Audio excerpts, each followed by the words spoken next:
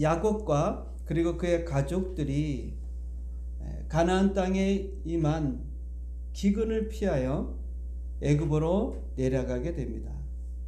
요셉은 이들을 맞이한 후에 아버지 야곱과 형제들과 함께 애굽의 바로왕 앞으로 나아가게 됩니다.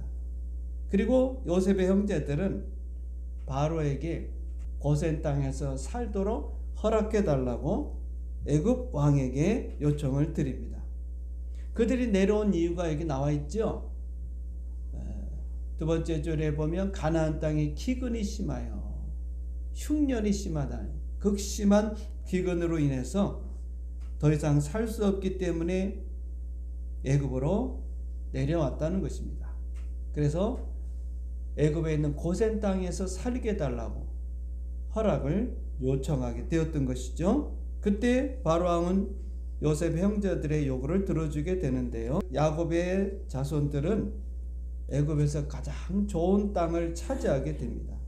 그곳이 바로 고센 땅이에요.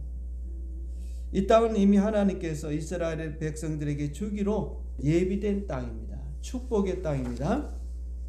애굽은요 95%가 모래 사막으로 되어 있어요.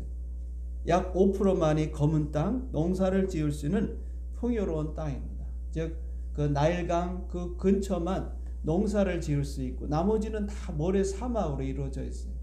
그러니까 나일강의 그 물로 인해서 이 고센 땅은요 우기 때는 그 나일강이 범람하니까 그 범람함으로 인해서 땅이 비옥하게 되고 그로 인해서 곡식이 자라는 가장 좋은 땅이 바로 고센 땅입니다.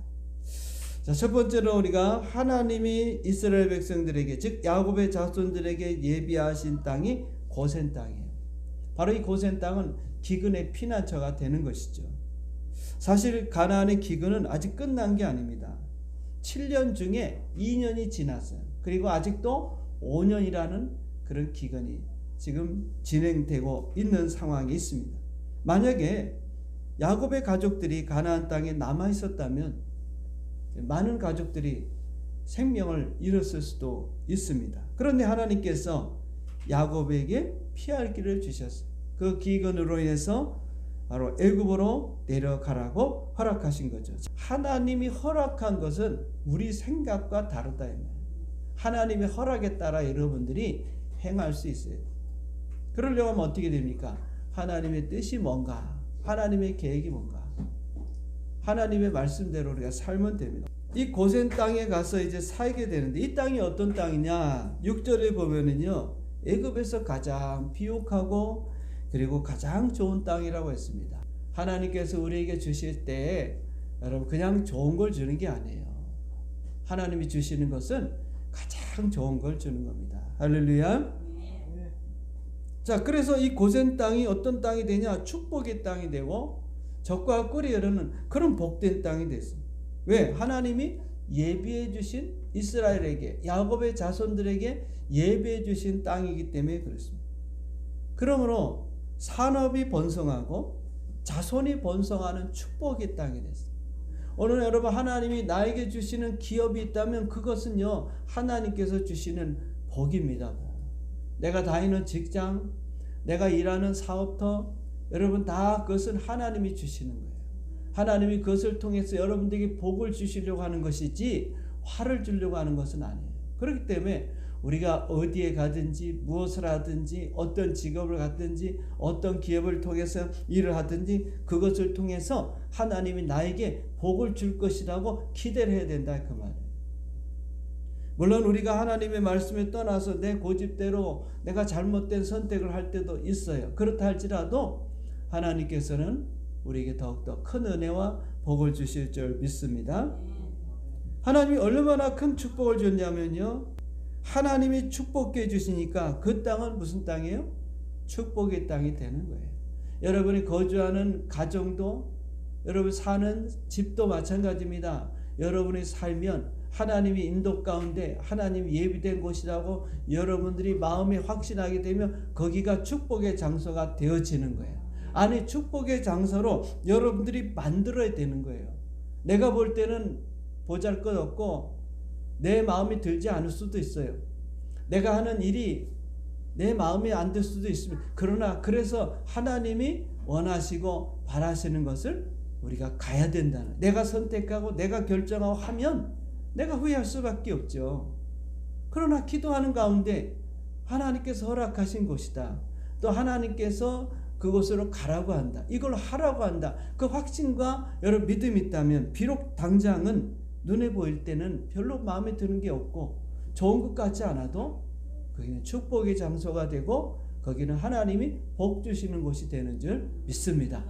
그 확신과 믿음이 없으니까 우리가 하는 일이, 또 우리가 사는 그 가정이, 또는 내가 하는 사업이 불평불만이 나타나는 거예요.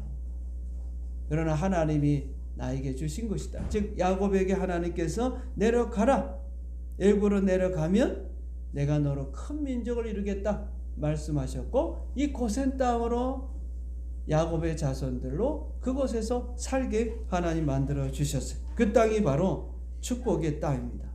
그 땅이 바로 생육하고 번성하는 땅이 됐어요. 여러분, 놀라운 것은요, 애굽에 내려갈 때에 야곱의 자손들이 약 70명이 내려갔습니다. 하나님이 얼마나 이스라엘 백성들에게 복을 주셨냐면 400년 만에 70명이 200만 명으로 불어났어요. 여러분, 200만 명으로 불어났다는 건 뭡니까? 그 땅이 풍요로운 땅이기 때문에.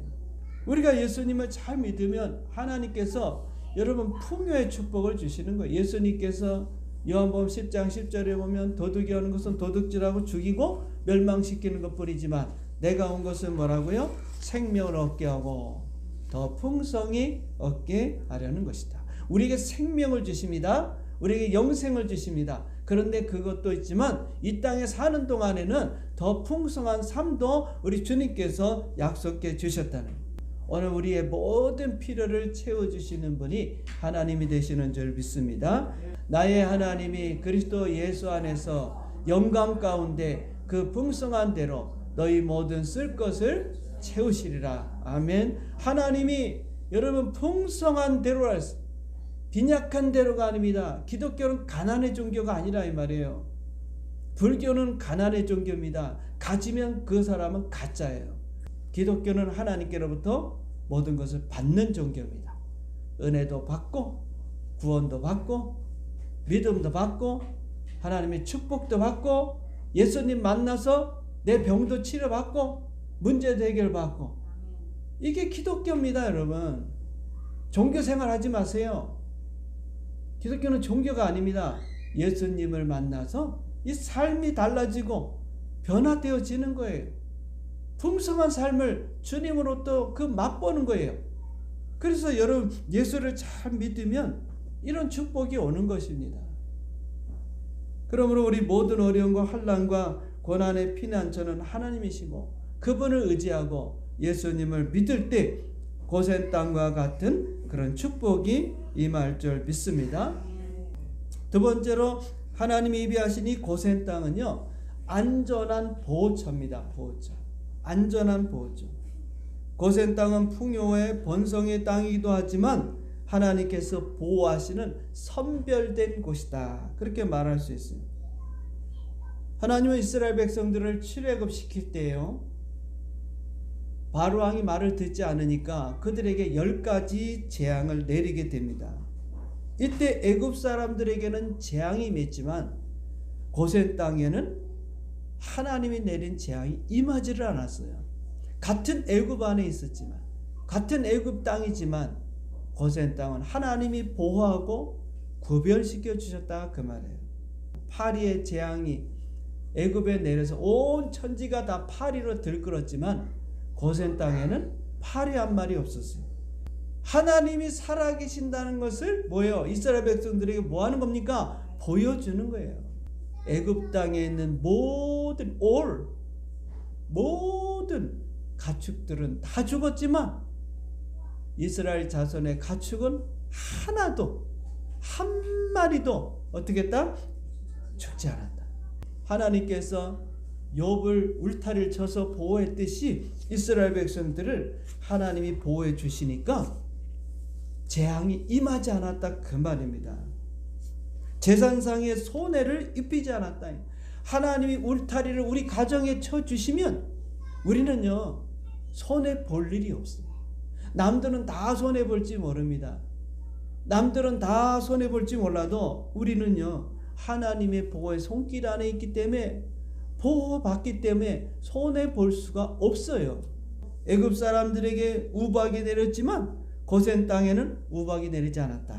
그런 자연재해인데도 불구하고 하나님께서 고센 땅은 보호해 주셨다 그 말이에요. 자, 그렇다면 하나님께서 우리가 자연재해도 보호해, 태풍이 온다, 또 기근이 온다, 어떤 자연적인 재해가 임한다 할지라도 우리 믿는 사람들은 두려워하지 말라 이 말이에요. 장자의 죽음이 애굽에 임할 때, 그때 이스라엘 백성들은 예수님의 피, 상징하는 어린 양의 그 피를 문인방과 문설주의 발름으로 인해서 죽음의 사자가 지나갈 때, 그때 다 애굽은 장자들이 죽었지만 이스라엘 지역 고센 땅에는 죽음의 신이 그냥 지나가 버렸어요.